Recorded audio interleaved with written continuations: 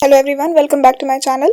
आज के इस वीडियो में मैं जॉर्ज हर्बर्ट, जो कि एक मेटाफिजिकल पोएट थे, उनकी लाइफ के बारे में आपको थोड़ा बहुत बताऊंगी और उनकी कुछ कुछ पोएम्स के बारे में भी मैं डिस्कस करूंगी। तो जॉर्ज हर्बर्ट जो थे, ये एज यू नो ऑलरेडी, ये जॉन डॉन के साथ में ये भी मेटाफिजिकल पोएट थे। इनका जन्म 1593 में हुआ था और इनकी डेथ हुई 1633 में। ये एक अरिस्टोक्रेटिक फैमिली में पैदा हुए थे। ये कुछ पॉलिटिकल या बड़ी जगह पे जा सकते थे, कुछ ऑफिशियल कुछ काम कर सकते थे, लेकिन इन्होंने चूज किया कि ये पॉलिटिक्स में ना जाके ये पोएट बनेंगे। तो आप देख सकते हैं कि काफ़ी इंटरेस्टिंग इनका लाइफ होने वाला है। तो अब बिना किसी देरी के हम इनके बारे में, इनकी लाइफ के बारे में पढ़ना शुरू करेंगे। तो अब इनकी लाइफ के बारे में बताने से पहले मैं आपको ये बता दूं कि उस वक्त उनके टाइम में क्या चल रहा था। तो उस वक्त काफ़ी सारे वॉर्स चल रहे थे, स्पेशली रिलीजन को लेके, क्योंकि जो क्वीन एलिजाबेथ थी उन्होंने पोप को मार दिया था, मतलब मरवा दिया था एक तरीके से। और इंग्लैंड में बहुत सारे अलग अलग प्रॉब्लम्स हो रहे थे। जेम्स वन जो था, जो राजा दूसरे थे, उनका भी झगड़ा चल रहा था यहाँ से वहाँ। और लोग, जैसे आज के टाइम पे हम देख सकते हैं कि लोग रिलीजन के नाम पे एक दूसरे को मारने के लिए, खुद मरने के लिए तैयार है, उस वक्त भी ऐसी ही सब चीज़ें हो रही थी। तो ऐसे टाइम में जो मेटाफिजिकल पोएट थे, ये लोग बाहर आए और इन लोगों ने उन चीज़ों के बारे में बात की, जैसे स्पिरिचुअल लाइफ के बारे में, उन चीज़ों के बारे में जो कि जिनको हम टच नहीं कर सकते, जो कि यहाँ फिजिकली हमारे साथ में तो नहीं है, या इसको हम गिन नहीं सकते, धन दौलत या नेम फेम की तरह हम इसको गिन नहीं सकते। बट स्पिरिचुअल चीज़ें जो कि भगवान के से जुड़ी हुई है, जो हमें एक बेहतर इंसान बनाती है, उसके बारे में बात कर रहे थे ये पोएट्स। उसके अलावा जैसे कि आज के टाइम में हम लोग एड्स को लेके परेशान हो रहे हैं, इस बीमारी का इलाज नहीं, सब कुछ उसी टाइम पे, उस वक्त जॉर्ज हर्बर्ट के टाइम पे सिफिलिस करके एक डिजीज था, सेक्सुअल, वो भी सेक्सुअली स्प्रेड होता था। तो ये भी उस वक्त आया हुआ था, वो भी उस टाइम पे काफ़ी कुछ फेमस था। उस वक्त चीज़ें हो रही थी, उनमें से एक था जिसके कि एविडेंसेस हमको उनकी काफ़ी सारे पोएम्स में भी देखने मिलेंगे। वो एक फिलोसोफर तो थे ही, लेकिन उससे ज़्यादा वो एक ड्रामेटिस्ट थे, इसलिए उनकी पोएम पढ़ना हमें काफ़ी आसान हो जाता था। उस वक्त आर्ट और म्यूजिक भी बहुत डेवलप हो रहा था और लिटरेचर की ग्रोथ भी ऑब्वियसली हो ही रही थी, और इसलिए लिटरेचर भी अलग अलग जगह पे बढ़ता जा रहा था। तो ये हुआ उस वक्त उनके टाइम पे जो जो हो रहा था वो। अब अगर मैं जॉर्ज हर्बर्ट की बात करूँ, तो वो एक, अगर कोई उनके बारे में अगर हम किसी से पूछेंगे जो उनको जानते थे, तो वो कहेंगे कि ये बहुत ही पवित्र और सेंटली, यानी सेंट की तरह इंसान था। उनकी लाइफ में ऐसा कोई ड्रामा नहीं था और बहुत ही हम्बल थे वो। इवन दो वो एरिस्टोक्रेटिक फैमिली से आते थे, फिर भी वो बहुत हम्बल थे। उनका एजुकेशन जो था वो कैम्ब्रिज यूनिवर्सिटी में हुआ था, और फिर उसके बाद में वो अपनी यूनिवर्सिटी के पब्लिक ओरेटर भी बने। वो कुछ भी अच्छी पोजीशन होल्ड कर सकते, जैसे कि मैंने आपको बताया, लेकिन उन्होंने वो सब छोड़ के ये एक हम्बल लाइफ जीना उनको अच्छा लगा।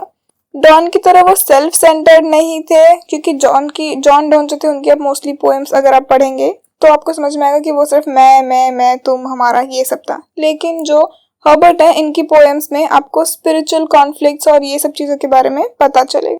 और जॉन डॉन और हर्बर्ट जो थे, ये लोग एक दूसरे को जानते थे। कैसे जानते थे? क्योंकि हर्बर्ट, जैसे मैंने कहा कि वो अरिस्टोक्रेटिक फैमिली से आते थे, तो इनकी मम्मी, ऑब्वियसली इनके पास बहुत पैसा था, तो इनकी मम्मी ने जो थी वो डॉन की पेट्रोनेस थी। उस टाइम पे पेट्रन का सिस्टम चलता था कि अगर मुझे तुम्हारी पोएम्स पसंद है तो मैं तुम्हें पैसे दूंगी और तुम मे बी मेरे लिए पोएम्स लिखो या मुझको डेडिकेट करो, या इस तरीके से चलता था। पेट्रन का सिस्टम चलता था। तो हर्बर्ट की मम्मी डॉन की पेट्रोनेस थी।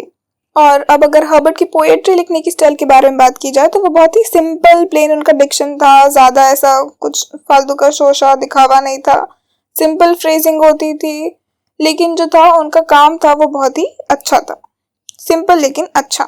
और उनकी पोएम्स भी इसीलिए जो थी वो समझने में ज़्यादा अच्छी थी। इवन तो वो लूसिड थी, लेकिन समझने में ज़्यादा आसानी से वो समझ में आ जाती थी। और उनके ऊपर बहुत ही डीप इन्फ्लुएंस था बाइबल्स और उसके साम्स का। और उसमें बाइबल्स में जो भी प्रोवर्ब्स और पैराबल्स होते थे, वो उनका भी काफ़ी यूज़ करते थे। हर्बर्ट की पोएम्स में एक कॉम्प्लेक्सिटी भी है, लेकिन वो अंदर है, मतलब छुपी हुई कॉम्प्लेक्सिटी है। बाहर से तो आपको पोएम एकदम सिंपल सी लगेगी कि अरे हाँ, ये जो लिखा है इसका यही मतलब है। अगर इनकी पोएम को मुझे एक्सप्लेन करना है, इनकी लैंग्वेज को मुझे एक्सप्लेन करना है, तो जैसे कि हमारी इग्नो की बुक में दिया हुआ है कि his language is courtly and urbane. He uses varied musical verses forms. He uses varied and musical verse forms. There is a neatness and poise about his verses, suggesting greater influence of Ben Jonson than Donne. तो कहीं ना कहीं जो उनका poem लिखने का तरीका, उससे हमें ये पता चलता है कि उनके ऊपर बेन जॉनसन का ज़्यादा इफेक्ट है इंस्टेड ऑफ जॉन डर्न का। और हर्बर्ट की जो पोएट्री वो भी डिवोशनल है, क्योंकि मेटाफिजिकल है, डिवोशनल है ऑब्वियसली। लेकिन इनका जो डिवोशन है ये अलग तरीके का है, क्योंकि यूजुअली जो डिवोशन होता है वो हमें अनकंफर्टेबल फील कराता है कि ये क्या हो रहा है। लेकिन इनका जो डिवोशन है ये बहुत ही लूसिड सा पोएम है, आगे बढ़ता जाएगा धीरे धीरे और हमें जेंटली ये अपने व्यूज के बारे में बताएंगे। Herbert describes man as a secretary of God's praise. But like a good secretary, he is cool and in control. He does not lose himself in ecstasy. He is exact, methodical, honest and modest. दिखावा वो नहीं करते हैं। और ये भी एक ध्यान रखने वाली बात है कि जो हर्बर्ट थे उन्होंने अपनी पोएम्स जो है उन्हें वो प्राइवेट रखना पसंद करते थे कि सिर्फ उनकी फैमिली और उनके दोस्त वगैरह रीड करेंगे। उन्हें कभी भी वो पब्लिश कराने की इच्छा नहीं थी, सिर्फ उन्हें प्राइवेटली वो अपने पास रखनी थी। उनकी डेथ के बाद उनके फ्रेंड्स ने और उनके फैमिली ने ये पोएम्स पब्लिश कराई हैं, लेकिन उन्हें एक्चुअल में उन्हें ये सब नेम फेम और इन सब चीज़ों से मतलब नहीं था। तो आप समझ सकते हैं कि कितनी बड़ी बात है कि आपको इतना अच्छा गिफ्ट मिला हुआ है, बट फिर भी आप नेम और फेम के चक्कर में ना पड़ के आप उसको अपने तक रख रहे हैं, क्योंकि ये हर कोई तो नहीं कर सकता है। अब अगर मैं इनकी कुछ फेमस पोएम्स के नाम लूँ तो मैं अभी पोएम यहाँ एक्सप्लेन नहीं कर रही हूँ, पोएम्स मैं अलग से वीडियोस बनाऊंगी उनके और मैं उनको अपलोड करूँगी। लेकिन अगर मैं सिर्फ उनकी फेमस पोएम्स के नाम मुझे लेने तो वो हैं, जो सबसे पहले जो उनके दोस्तों ने उनकी मृत्यु के बाद जो बुक पब्लिश की थी उसका नाम है द टेम्पल। इसमें बहुत सारी पोएम्स थी, उनमें से कुछ के मैं नाम ले रही हूँ। The porch, the widow, the collar, the sacrifice, the pearl, the pulley, love, Easter wings. ये एक विंग्स के शेप में लिखी हुई पोएम थी, इसीलिए उसका नाम है ईस्टर विंग्स। अब हमारे इग्नू की बुक्स में जैसे दिया हुआ है तो उन्होंने ये कहा है कि जो हर्बर्ट हैं वो ओरेटर यानी जो बोलते हैं या प्रीचर नहीं है, he is more of a dramatist, जो कि तुम्हें अपनी दुनिया में लेगा और उनके एक्सपीरियंस को शेयर करेगा और उसके एक्सपीरियंस से आप समझ पाएंगे कि वहाँ क्या हो रहा है। अब अगर हम हमारे समाज की बात करें तो हम रिलीजन को बहुत सीरियसली लेते हैं और इसीलिए वो उस वक्त जो पोएम लिख रहे थे हम उनको उतना गलत या अजीब नहीं मानेंगे, क्योंकि हम लोग हमारे समाज में हम लोग भगवान से रिश्ता रखते हैं। लेकिन उस वक्त उनके लिए रिलीजियस पोएट्री लिखना it was kind of a new thing, it was unconventional, क्योंकि लोग हर कोई ये आपका रिश्ता भगवान से नहीं समझ सकता। और एटलीस्ट आज की इस दुनिया में सब लोग थोड़े ज़्यादा ओपन माइंडेड है बस, बट उस वक्त उन सब चीज़ों को समझना या किसी और को एक्सेप्ट करना जो हमारी तरह नहीं है, it was even more critical and difficult of course. तो आपको उनके बैकग्राउंड के बारे में आई होप इसे समझ में आया होगा। अब मैं जो सिर्फ इस वीडियो को सम अप करते हुए जो इम्पोर्टेंट पॉइंट्स है वो मैं यहाँ पे आपको बताते जाती हूँ। जो T.S. एलियट थे उन्होंने हर्बर्ट की तारीफ में कहा था कि he may be justly called a major poet, क्योंकि उस वक्त के लोग उनको ज़्यादा जानते नहीं थे लेकिन उन्हें ईजीली हम एक मेजर पोएट कह सकते हैं। Critics have also talked of the terrifying lucidity of his poems. Lucidity क्योंकि कुछ स्पेसिफिक नहीं है इसीलिए क्रिटिक्स ने उसके बारे में उसको नोट किया है। His simple diction and the habit of understatement clearly indicates a deep influence of the Bible and Psalms. और क्योंकि उनकी लूसिड पोएम्स की वजह से उन्हें उनके टाइम के पोएट से काफ़ी अलग रखा गया है। Herbert can manipulate his verse to reflect the thematic pattern.